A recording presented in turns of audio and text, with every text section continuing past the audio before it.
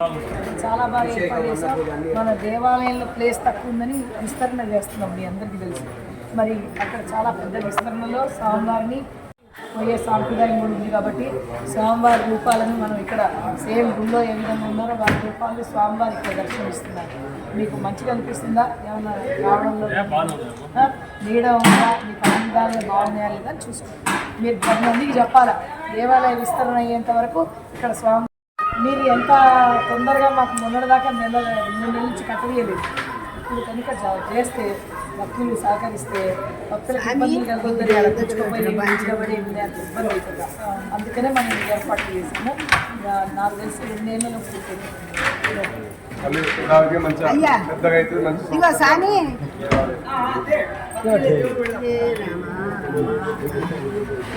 మన భీమనాలయం అతి పురాతనమైన ప్రాచీనమైనటువంటి విశిష్టత దేవాలయం. అన్ని సేవలు పెట్టాము. మీరు ఒకసారి ఇంతకుముందు గతంలో దర్శించుంటే చాలా ఫెసిలిటీస్ ఇచ్చి అట్లా బాగా దర్శనాలు ఏర్పాటు చేసాం. దయచేసి చేయండి. ఎందుకంటే మీకు తెలిసి వేరే దేవాలయాలు ఏదైనా పెట్టినప్పుడు బాలాలయం అట్లా కాకుండా మంచిగా తెలవడం బాలాలయం మొదలు ఆలయం ఉందని ఆలయం ఉంది కాబట్టి అన్ని ఏర్పాటు చేస్తాం. ఫెసిలిటీస్ చెల్లించుకోవచ్చు, ప్రసాదాలకు ఉంటాయి, అన్నీ అక్కడే ఉన్నాయి. మీకు రావడానికి పోవడానికి ఏమైనా ఇబ్బంది అయిందా? వచ్చడానికి ఇబ్బంది ఏం కాలేదు? ఎలా ఉంది అంటే మన మూర్తి మొక్కు ఎలా ఉంటుందంటే ఇక్కడ రాజన్న భక్తులకు ఇట్లాంటి వారందరికీ కూడా ఒక మెట్ల మీద కొబ్బరికాయ కొడుకుంటున్నారు కాబట్టి స్వామివారి మొక్కులు స్వామివారిని చూడాలనే కోరికతో మనం ఎల్ఈడి స్క్రీను స్వామివారిని కూడా వేయించుకుంటుంది ఇక్కడ.